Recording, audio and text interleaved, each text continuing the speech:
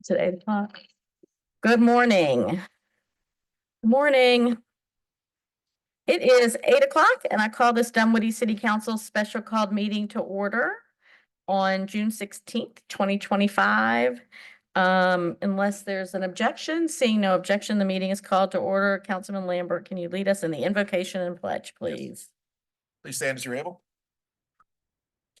At this meeting, help us to make decisions which keep us faithful to our mission and reflect our values.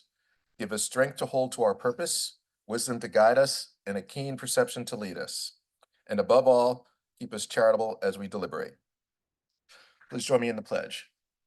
I pledge allegiance to the flag of the United States of America and to the republic for which it stands, one nation, under God, indivisible, with liberty and justice for all.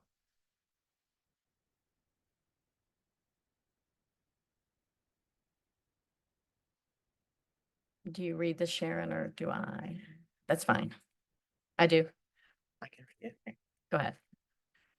A public hearing for establishing the 2025 millage rate, Delisha Robinson.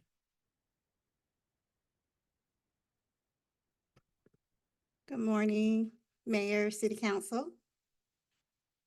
This is the 2025 millage rate public hearing. I will show a brief presentation followed by public comments and any questions you may have.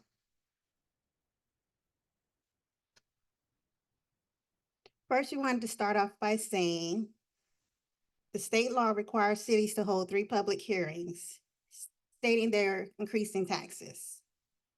Today's hearing is the first of those 3, even though the city is not raising its millage rate or property tax rate at all. It will stay at the 3.04. It even reduces automatically to 2.04 for homestead exemptions. The city has an assessment freeze in place, whereas if the property appraiser say your value of your property has increased, your taxes do not go up.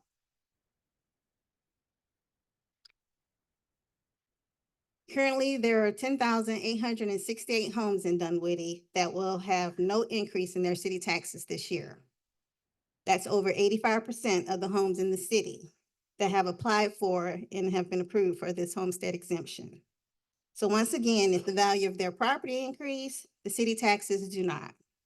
The remaining 15% that's not included in that are usually rental properties or people who own second homes. So the 3 hearings rule comes up because Dunwoody kept the rate the same, but it's above the state's rollback rate. It works like this. 2024 rate was 3.04 mills. The worth of commercial property and non-homestead assessments was worth 0.106 mills. So the state says that the rate should be reduced to 2.934, offsetting commercial and non-homesteaded houses. The real reason behind this law was for cities that don't have property assessments such as Dunwoody and assessment freezes. All of the required public hearing meetings will be held here at City Hall. We will have our second meeting tonight at 6 p.m. and our third public meeting on June 30th at 6 p.m. State law also requires the city to issue a press release and place advertisements in our local newspaper. This notice here is one of the required advertisements by state law. Although the city is not proposing a millage rate increase, the state considers any millage rate above the rollback rate a property tax increase. The advertised increase of 3.61% is due solely to reevaluation of real property tax assessments. And once again, 85% of residential homes here in the city of Dunwoody have applied for and qualified for a permanent freeze on their home values for the state tax purposes. So below are the background numbers required in the advertisement. The number has to be shown without the freeze in place. So the typical home in this advertisement at $600,000 is showing to have a $24 increase. But on the real final bill, this increase would be 0 for all homesteaded properties. But we're not allowed to calculate that freeze assessment in this advertisement.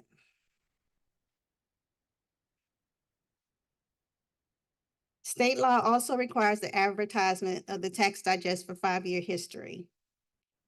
This required advertisement makes things even more confusing because it ignores the rollback. But it does show the increase coming from commercial properties and newly sold homes and rental properties here in the city of Dunwoody.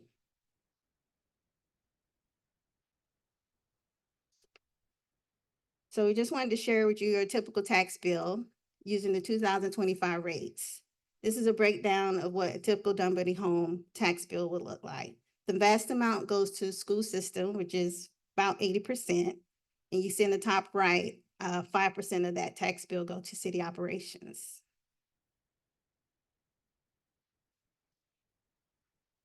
So this is the 2025 general fund revenue budget.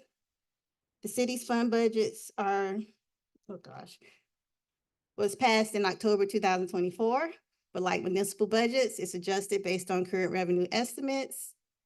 Property taxes make up a third of the revenues here at a 35.7%. And we will adjust the budget as needed as those revenues change. The 2025 general fund expense budget, we just wanted to point out that public safety, it's about a fourth of the general fund budget, followed by parks and recreation, and then public works.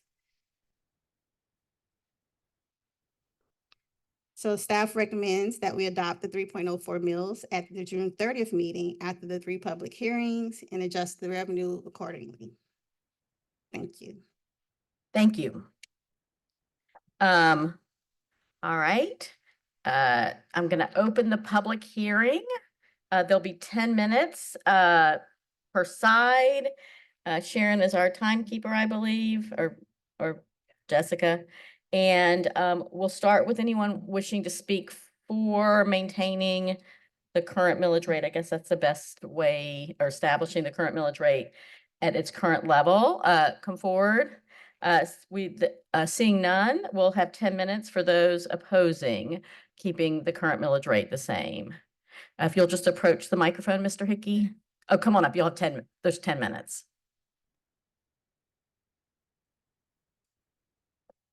May I close this? That's how that's how they capture who's speaking at the podium, sir. Good morning, Mayor, Council. Hope you had a great Father's Day weekend. Weather was pretty good. Braves didn't fare very well as normal, but otherwise it was a nice Father's Day weekend. My name is Robert Hickey. I'm a citizen of Dunwoody, and I've been a citizen for slightly over 50 years. I'm at this 8 a.m. public hearing to offer my thoughts on the proposed 9.06 increase in property tax revenues of $1,073,000 and change. Just let me say at the very outset, an overwhelming majority of my fellow citizens are against the proposed tax increase. It's unnecessary. It's a property tax increase that affects all citizens of Dunwoody, either directly or indirectly. Directly, if you have to pay property taxes if you're not frozen. Indirectly, if you're a business, okay, which is then passed on to all the residents of Dunwoody and cost of what you buy from the local merchants. If you're a renter, you pay this. And if you're a business, you pay the increase in the property taxes. So it affects all Dunwoody citizens, not just the small minority that get a property tax rate increase. I've been at public hearings like this for 13 years, as I counted up last night, in which the city has raised property taxes. And most of them have been at very inconvenient times, like 8 a.m., like today. Okay, you want a public hearing and public participation, yet you look around, okay? I see one citizen that I recognize, the rest is staff, okay? If you want public participation, you ought to have the meetings at a convenient time, and unlike the retreats that you go to, at a convenient place to where citizens can offer their input into the meetings. We deserve the right, citizens deserve the right to have convenient times and convenient places for public hearings on public matters that involve Dunwoody citizens. I have a couple of questions on the two notices that were put on the screen. One of them I'll call the notice, okay, which is the language, and the other part is the table, which has the 5-year history. The narrative at the outset starts off, the notice, the written stuff starts out, the city of Dunwoody has tentatively adopted a millage rate. I must have missed the meeting because I see no city council action that tentatively adopted a rate. Okay, so did you adopt a rate, or is that notice incorrect? The same notice says that the property tax increase is 3.61%. But if you go to the table, the 5-year history of the data, it says it's a 9.06% increase. Now, I agree with the city staff that that stuff is confusing, okay? But help out us old guys, okay? Help out my compatriots and citizens. Make this stuff readable and understandable to where we have a fighting chance to make an informed decision. The table notice, the table says that the city 2024 property taxes were $11,856,317. The actual revenue that's in the city financial statements, unaudited financial statements, because unaudited because the yearly financial statements 6 months after year end are not even out yet, okay? Not out, won't be out for probably 3 to 4 more weeks. So whether or not numbers right or wrong or indifferent, I don't know, but the difference in the table and the notice, okay, is different. Give us a fighting chance. I mean, you want us to have input and we can't even trust the data, okay? The data is misleading and different. Give us a fighting chance. The financial statement, the table shows 12,930,152 in property taxes proposed for 2025. The city budget, okay, shows $13,325,000. That's about $400,000 difference. How are we going to make that up? Okay. I can hear Mr. Vinicki saying right now, we have a structural deficit. We need to raise taxes, okay? Something's going on. Please help the Dunwoody citizens by providing understandable, consistent data, consistent facts. We need to have consistent data in order to make an informed decision. Now, let me get to the real reasons why I'm here today. The city has a uncontrolled spending issue, not a revenue issue. Property taxes in 2019 were about $9 million, slightly over $9 million. 2019 is pre-COVID and is a common benchmark that people are using these days to benchmark stuff. 2019, slightly over 9 million. The proposal for 2025 is 12 to 13 million, depending on which one of these numbers you use. That's about a 47% increase. City spending, total spending, not the general fund, total city spending was about 42 million in 2019. Proposed spending, total spending, general fund and all funds is almost 65 million in 2025, a 60% increase. 60% increase in spending and a 47% increase in property taxes. The total increase in spending for the 5 years difference is about $23 million, 2019 compared to 2025. It would take 21 years to recoup the spending that has happened by this increase that you're proposing in property taxes for 2025. I repeat, the city has a spending issue, not a revenue issue. The city needs to prioritize needs, not wants. The city needs to prioritize needs and get spending under control. Please reduce the millage rate to approximate 2.8 mills which would maintain property taxes, okay, at the same amount on the same properties. If you bought a property and came into the city, you're one of the new residents, like our police chief, his property taxes are going way up from what the property taxes were last year. If you're unfrozen, your property taxes, or if you're a business or a renter, your property taxes are going way up. Vote no on the 3.0% millage rate. Please help out the citizens of Dunwoody. Thank you for your time and your service to the city of Dunwoody. I submit this statement for the record. Thank you, Mr. Hickey. Jessica, how much time is remaining? 2 minutes. Would anyone else like to speak in opposition of maintaining the millage rate at its current level?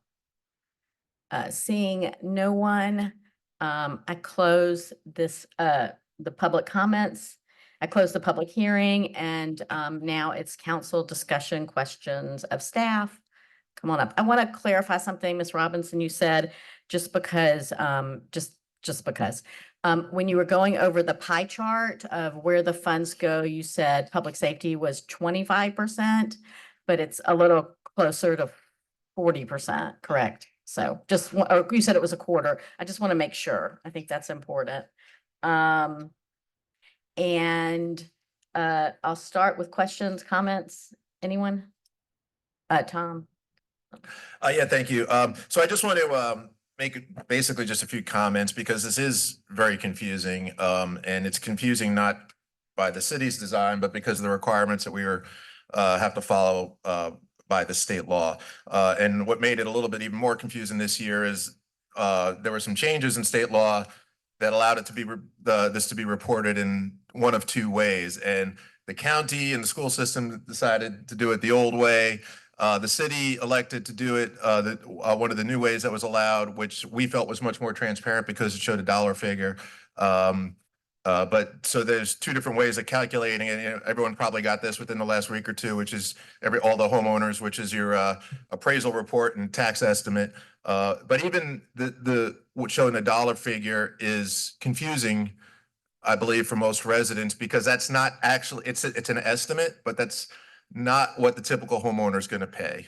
Because if you read below that in the fine print, which a lot of people might not do, is it said that this estimated tax provides only an estimate of your current year's taxes for the taxing authority, and may not be reflective of your actual bill. It also says the other exemption value and homestead exemption value may not reflect all exemptions provided locally by municipal authorities. And that's where the confusion lies. And I actually got a phone call from a resident this weekend that was quite upset that they received their appraisal and they were going to be paying twice as much in property taxes as they did last year. And I had to reassure them that, no, you're not going to pay a single penny more in property taxes than you did last year or the year before. Or the year City tax. And so, I'm sorry, yeah, in city taxes. Yeah, I did clarify that there. I did make sure it was city, and I just I apologize. That was a misstatement there. But in city taxes, you know, and again, it all has to do with the way that this is reported, and you know, why is this not made easier? I don't know.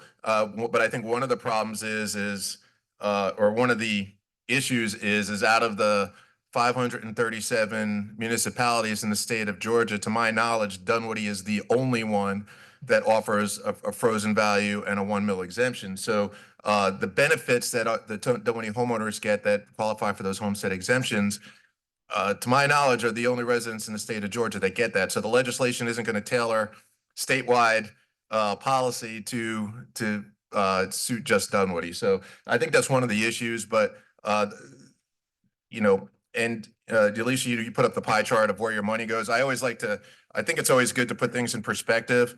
And when you look at where your money is going from your tax bill, I think the thing that I like to always point to is you're paying, the typical Dunwoody homeowner is paying the same on their tax bill. Same portion of their tax bill is going to once a week sanitation pickup, as is going to city taxes, which provides police, parks, paving, and all of the other services the city does. So you pay the same amount of money roughly for once a week trash service as you do for all of the services provided by the city of Dunwoody. And I hope that helps to put things in perspective of really, I think how much of a bargain the city taxes are for Dunwoody residents. But just to underline the major point here is that if you are a Dunwoody homeowner that qualifies for the homestead exemption, you will not be paying more for your city taxes this year, not a penny more than you did last year or the year before, et cetera. So that's really, I just want to make sure because it is confusing for residents, and I wanted to clarify some of those things. Thank you. Anybody? I do. I want to, you or Jay to clarify, the language we use in the ad that runs is defined by state law, correct? Correct. And we are not even allowed to put an asterisk with an explanation in that ad, correct? Correct. And what happens if we do is that the State Department of Revenue will restrict our ability to collect taxes, correct? We will definitely have to start this process over. Okay, yes, well, right. So, as well as, I need to get back to my presentation, sorry. So I feel Mr. Hickey's pain. Anyone at City Hall can tell you that since I've been mayor, we have this discussion every year about whether we can do something different in terms of the wording, because I think it's really confusing.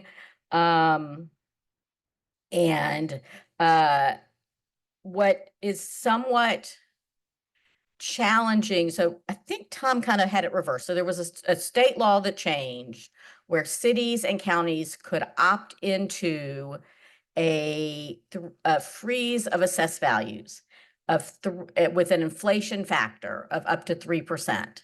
And if they opted into that, they did not have to run this ad. Correct me if I'm wrong. They had to.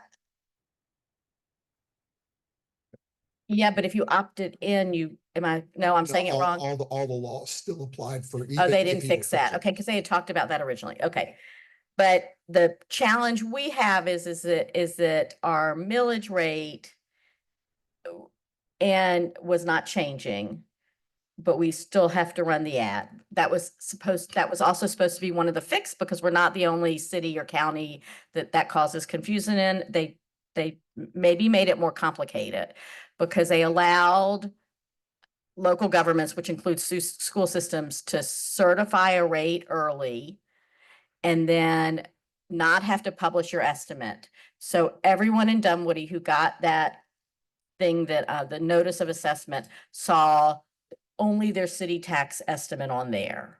They didn't see their school system tax estimate on there, and they didn't see their county tax estimate on there, which in our case is probably 90% of people's property tax. School system is 80. The county taxes, if you include sanitation and stuff, it's probably 10 or 12%. The only consequence for them changing it after the mailer is that they have to put a language on there that said they changed it. We chose, because we want it to be transparent, to include the amount. Now, the amount does not reflect the homestead exemption, and it does not reflect the 1 mil exemption benefit. No, it reflects the homestead. It doesn't reflect the freeze exemption and the 1 mil exemption, sorry. So it's higher. When people have reached out to me, I have been able to explain it to them. I've explained it on social media. Perhaps we can get our legislators to fix some of this moving forward. For homestead exempt properties, if we were to roll it back to 2.9, so slightly higher than what Mr. Hickey suggested, it would be an average saving of $16 a year. In the meantime, our percentage of spending on public safety continues to grow. And we are competing with jurisdictions that don't have a freeze, that have opted out of the 3% a year cap on assessed values, and they have a much higher millage rate.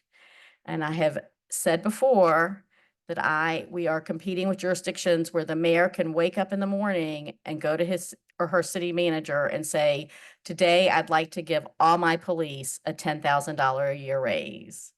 We have to be competitive. And additionally, commercial properties do use more resources than single family homes. There's just no other way around it. And we still have compared to our neighbors for commercial property. We have the low, I can't say for sure, but we have a police department, Jay. We always talk about it in terms of residential properties, that we have the lowest aggregate. You want to come approach, or maybe Ms. Robinson can answer. I'm sorry, I should have asked you.